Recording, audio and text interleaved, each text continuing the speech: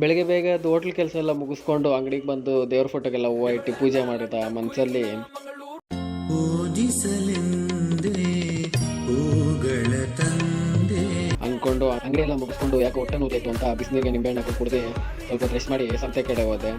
ಬೆಳ್ಳುಳ್ಳಿ ತೊಗೊಂಡು ನಮ್ಮ ಅಕ್ಕ ಹಪ್ಪಳ ಕೇಳಿದ್ಲು ಅಂತ ಹಪ್ಪಳ ತೊಗೊಂಡೆ. ಆಮೇಲೆ ತರಕಾರಿ ತೊಗೊಳ್ಳೋಣ ಅಂತ ತರಕಾರಿ ಅಂಗಡಿ ಕಡೆ ಹೋದೆ. ಅಕ್ಕ ಎಷ್ಟು ಗುಡ್ಡೆ ಅಂದೆ. ಅನ್ಬೇಡಪ್ಪ ನೀನು ಮೇಡಮ್ ಅನ್ನು call me madam call me ma'am madam call me ma'am ಅಷ್ಟೇ ಅಕ್ಕ.